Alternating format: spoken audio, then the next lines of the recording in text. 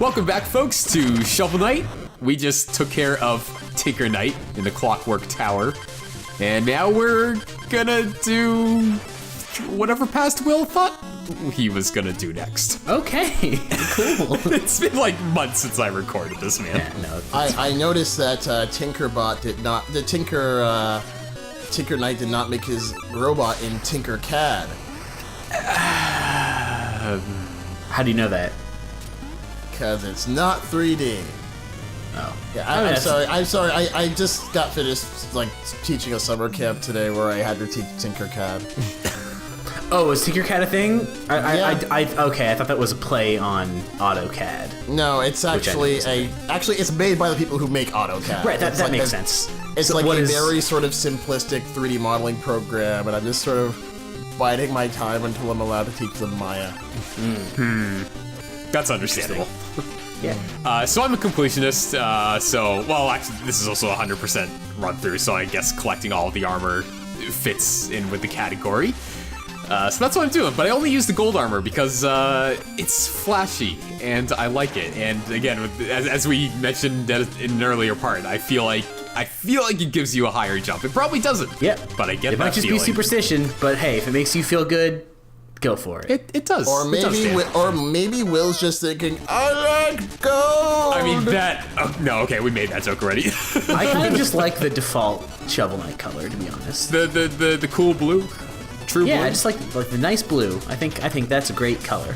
Yeah, I like I saw a DeviantArt thing recently where somebody imagined Shovel Knight in like sort of Mega Man X sort of style. It actually looked really cool. one of those mashups. Yeah.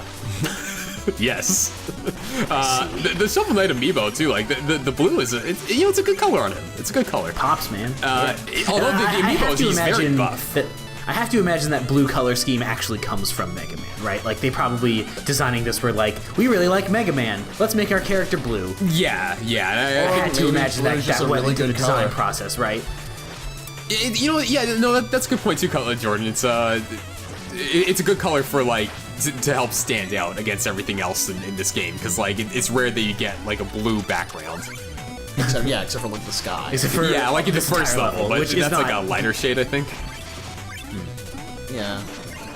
Yeah, so the gimmick with the Propeller Knight stage is wind. It can make platforming very challenging. I like the challenge, but when you get thrown these enemies, for instance, those propeller guys, they usually shoot you in a completely different direction, so you're thinking, okay, I'm gonna be fighting the wind this way, but then those guys come out and send you in the complete opposite direction, and you're gone.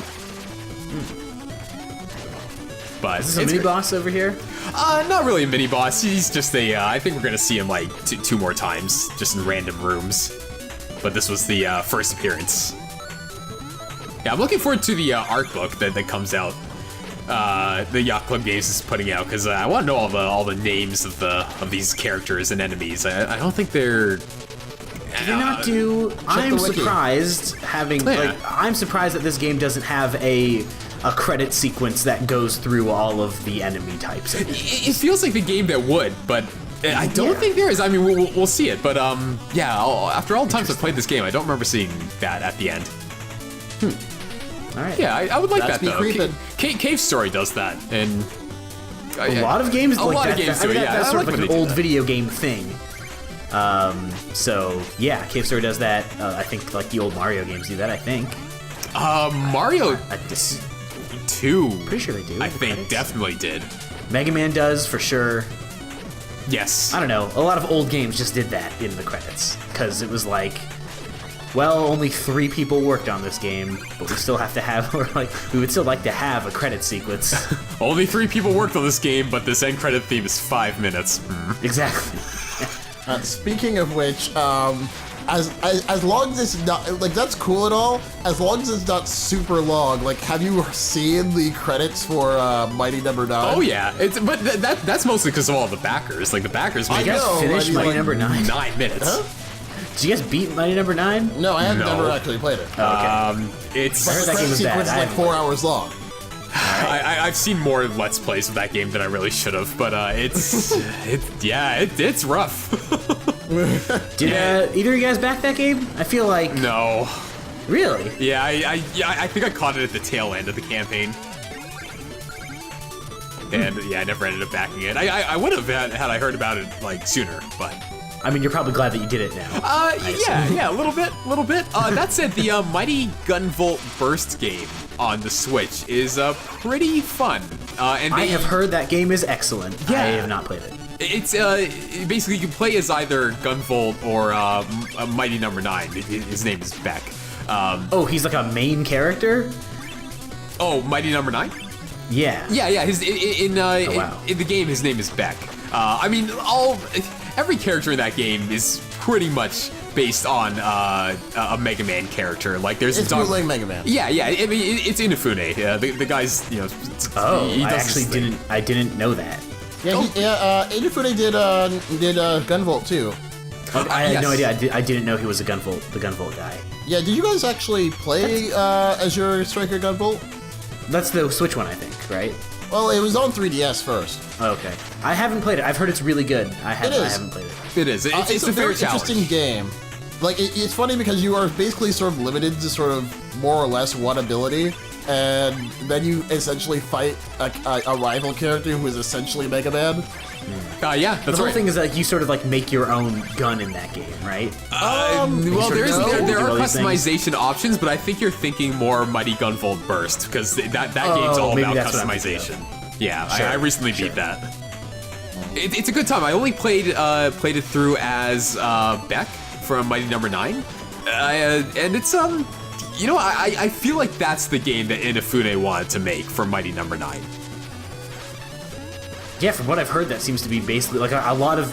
I've heard a lot of talk that's like, "Hey, Mighty Number 9 sure was bad. You should play this game instead." Yeah, it's a real shame because Mighty Number 9 had a marketing budget. Gunvolt Burst did not. So, you know, not many people are gonna see Beck's actual claim to fame. I have to imagine that game gets some boost just by being a Nintendo Switch game that is available to buy at this point. Yeah, that's Like just by being like, hey, there aren't a lot of games on the Switch, so here's a game you can buy. yeah, no, that's a good point. I mean, after Snake Pass, yeah, you're I want reaching. to play that game. Snake Pass It is actually really doesn't. cool. Yeah, It looks apparently the super interesting. Yeah, Yeah. apparently the physics are on point with it. Like it just feels right to play. Yeah. Yeah, I actually, speaking of Switch games, I actually did buy Snipper Clips. Oh, nice. Nice. Yeah. How is that? So, it's actually not bad. It is more fun with more than one person, though. Yeah, that seems like the deal. Yeah. I And bought Splatoon 2. That game is rad as hell. Yeah, mine Oh, just yeah, came in I this got it afternoon. too. I'm so happy. Splatoon 2 is super rad. I like it a lot. I played some Salmon Run with some coworkers today. That was really fun. Nice. Yeah, it's I missed the first Splatoon. I didn't play it. Yeah, I hear So the this is my single player. first Splatoon exposure, and I'm having a great time. You should go back and play it. I probably never will at this point. Aww. It's just like Splatoon 2 just seems like it's kind of the same game, like different campaign. I'm sure there's some differences that are like really important if you're really into Splatoon, but like I'm pretty much good.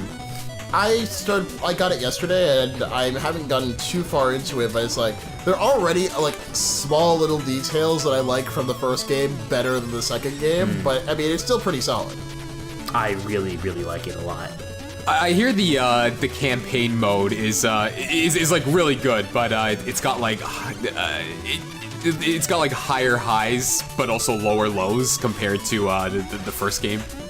I haven't started the campaign yet. The first, like, it's weird because, like, the, if you played the campaign for the first game, like, I actually sort of compare it to, say, like, a Mario game in terms of sort of the design, because it's like one of the new age Mario gimmicks where every level is based on a certain type of it's based on a certain type of gimmick, and then it sort of expands on that as the time goes on. It's that like 4-step design. I forget what it's Yeah. called, but yeah. Yeah, it's like the first game, like that was much of what the single player campaign was, and that really helped keep it fresh. No pun intended. But It's really important to stay fresh in the Splatoon world. It's a very important thing. It's part of what makes that game cool. Yeah, but and also I like Callie and Mari better than Pearl and Marina. Yo, Marina is great. Marina is Don't you be great. coming in here talking shit about Marina. Jesus Christ. Do we really have to bring the waifu wars into Splatoon?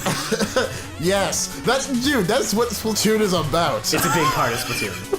I am not even kidding. It's not, yeah, yeah. Yeah, like, that's actually a huge part of Splatoon, and, I mean, okay, I cannot say anything bad about Marina, but I don't like Pearl. And Yeah. I like their Callie banter. Murray better. I don't really like Pearl as a character. I like her as a foil for Marina. Yeah, but I mean, like, it's like, the thing is, for me, is it's like, okay, I'm obviously going to go for Marina because she's like the better character. But it's like if you go to, if you had like Callie and Murray, it was more like completely preference based. Because it was just like, these two are actually cool characters. Which one do you like better? But Anyways, yeah, Splatoon 2 is great. Splatfest. I've played like the first, I guess what you would consider like the first world of the campaign, and quite enjoyed it. It took me a little while to get used to the motion controls, but I'm pretty much all in on them now. I'm like, yeah, the Splatoon's really motion like controls are great. yeah. That being said, I preferred it better than the first game. Oh, I have no point of comparison, so like it's the same. How have you guys played the second game so far? Like on handheld with the Joy-Cons attached to the screen, with the Pro Controller? It's been mostly.